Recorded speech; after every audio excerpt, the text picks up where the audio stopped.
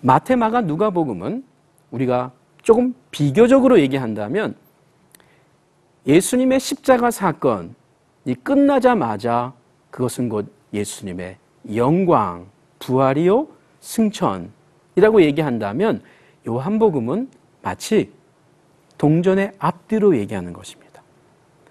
공간복음서는 마태, 마가, 누가복음은 예수님의 순환과 고난을 동전 하나로 소개하면서 그 다음에 그 동전과 함께 연이어지는 또 다른 동전, 이런 거죠. 제가 지금 말씀드리는 이 표현의 비유는 이런 것입니다. 마태, 마가, 누가복음은 이렇게 하나의 동전, 순환의 동전, 예수님의 고난을 소개해 주면서 이것이 철저하게 연결되어 있는 예수님의 영광으로 가는 길, 엑소더스로 소개하고 있다고 하는 것이죠. 자, 그 점에서 순환과 영광이 필연적으로 연관을 맺고 있다는 거 우리가 기억을 해야 됩니다. 이것은 바울이 깊이 묵상했던 가르침이고 내용입니다. 예수님의 삶으로, 예수님의 가르침에 그의 고난이 바로 하나님의 영광으로 가는 길. 그 점에서 오늘 우리가 고민할 게 많이 있습니다. 정말 우리가 오늘 이 세상에서 영광받는 것이 곧 하나님이 기뻐하시는 진정한 영광인가? 고민해 봐야 됩니다.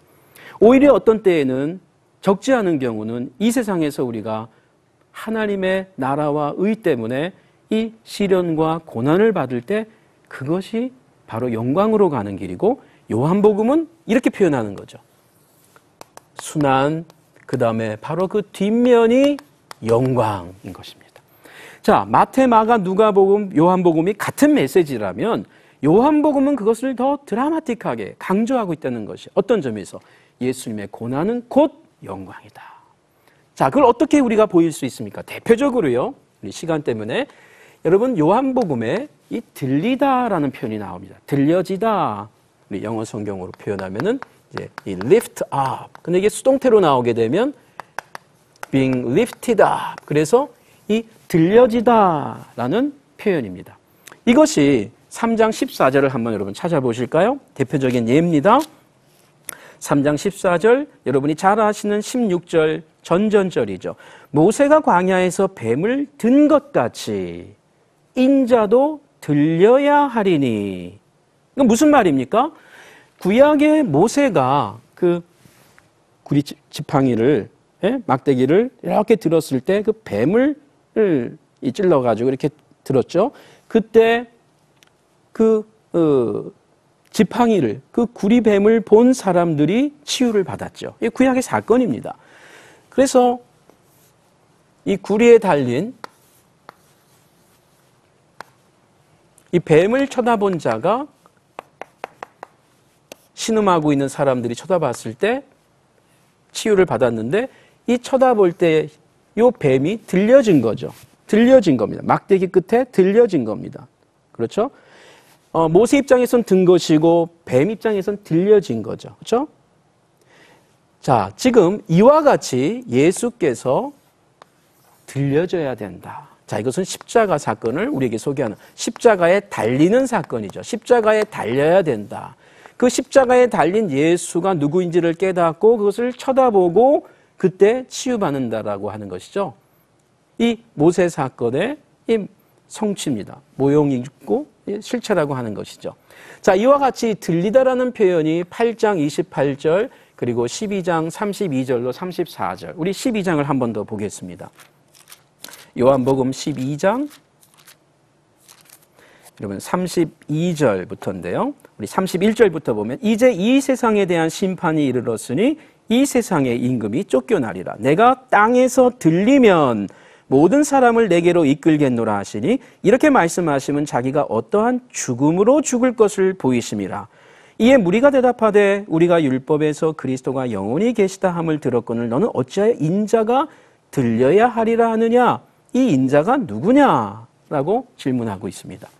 자, 여러분 지금 이 예수님께서 들려야 된다, 들려진다 라는 이 표현이 바로 예수님의 죽음을 말하고 있는데 이 예수님의 십자가의 사건을 말하는 것이죠. 그런데 이 십자가의 사건이 곧 또한 하나님께로 원래 예수님이 계셨던 로고스로서 하나님과 함께 했던 그 하나님의 처소에 올라가시는, 들려지는, 올라가는 바로 즉 영광. 원래 예수님의 그 영광이 회복되고 온전해지는 영광을 말합니다. 그래서 이중적이죠. 상징적이고 이중적이고 우리가 이걸 영적이다 이렇게도 표현할 수가 있겠죠. 예수님의 순환으로 가는 길은 곧 영광이 더 분명하게 드러나는 사건.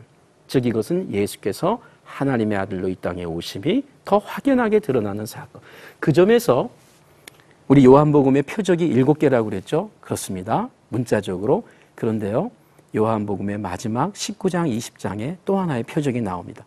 근데 요한은 그때 표적이라는 말을 쓰지 않습니다. 그러면서 표적을 이제 보여주죠. 자, 처음에는 표적을 눈으로, 말로 소개하죠. 표적이다. 첫 번째 표적이다. 두 번째 표적이다. 그런데 마지막에 가면 표적이란 말을 하지 않고 이제 보여주죠. 그 표적이 무엇입니까? 그렇습니다. 예수님의 십자가의 죽음과 부활 사건이야말로 이적 중의 이적, 표적 중의 표적입니다. 그 점에서 이 영광의 책이라고 하는 것도 예수님의 진정한 표적이 드러나고 있는 또 책이라고 할 수가 있겠습니다. 자, 그런 점에서 예수님의 순환과 영광의 이 동일시와 함께 이해할 수 있는 중요한 이 가치를 우리가 묵상할 필요가 있습니다.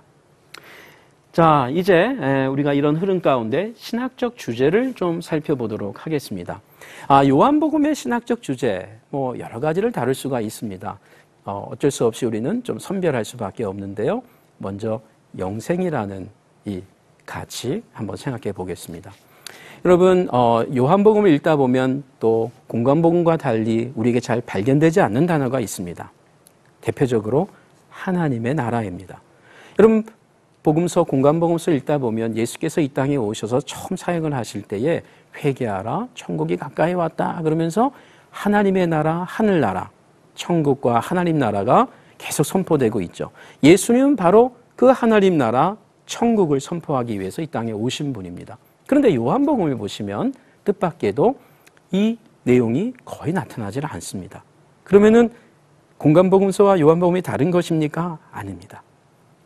요한복음에서는 이 하나님의 나라를 생명, 특별히 영원한 생명, 즉 영생으로 소개하는 것입니다. 그러면 영생이 무엇입니까? 하나님 나라의 의미가 무엇입니까? 자, 그 점에서 요한복음은 예수님께서 선포하신 이 하나님의 나라가 이 땅에 임한 가치를 우리에게 영생, 특별히 생명으로 소개하고 있는 것이죠. 예수님께서 생명을 선포하시고 영생을 선포하신 것입니다. 하나님 나라를 선포하신 것입니다. 우리 한번 복습해야 되겠습니다. 기억나시겠습니까? 요 하나님의 나라를 선포한다라는 의미. 예수님께서 왕이신 하나님, 그분의 통치, 종말론 또 통치라고 그랬죠. 이 하나님의 왕이신 통치를 받는 백성들하고의 이 언약 관계 속에서 이해를 해야 된다라고 했습니다. 그러니까 하나님의 나라가 임했다라는 것은 종말에 임할 하나님의 그 통치가 우리 가운데 임했다라는 것입니다. 자, 이 나라는 어떤 나라입니까? 특별히 이스라엘 백성, 유대인들에게는 마지막에 메시아가 가지고 오는 하나님의 통치입니다. 메시아는 하나님의 이름으로 하나님의 권세를 가지고 마지막 시대에 종말에 임할 메시아였거든요. 그런데 나사렛 예수 그분께서 바로 그 왕의 통치를 갖고 오셔서 우리에게 소개한다는 것입니다. 그 왕의 통치를 받는다는 건 어떤 의미입니까? 그 왕의 그 능력과 그 권세에 순종하고 들어간다는 것이죠. 그분을 왕으로 인정한다는 것이죠. 그 점에서 이 왕과 하나님, 왕이신 하나님과 그 긍정적이고 능동적인 관계에 들어갈 때에 뭐예요? 구원이 시작되는 것입니다. 즉 하나님 백성이 시작되는 것이죠. 그것을 요한복음, 생명의 시작이고 영원한 생명의 시작으로 소개하는 것입니다. 자, 그런 점에서 구원이라고 하는 것은 하나님과 하나님의 백성, 하나님의 백성들이 하나님께 속하는 개념이고 거하는 개념이고 그 안에 통치를 받는 개념입니다. 그래서 우리가 이 구원의 개념에 이 임의와 아직성이 있다고 했습니다. 우리가 예수님을 하나님의 아들로 받아들이는 순간 우리는 하나님을 왕으로 섬기는 것이고 그 통치 안에 들어가는 것인데 그 통치를 받으면서부터 계속 그 관계를 이루어가야 된다고 그랬죠. 그 점에서 여러분이 내 인생의 주인이 하나님이고 그 하나님의 말씀이신 성경에 우리가 능동적으로 응답하는 것이 뭐예요? 하나님 나라에 거하는 것이죠. 그것이 우리가 생명을 누리는 것입니다.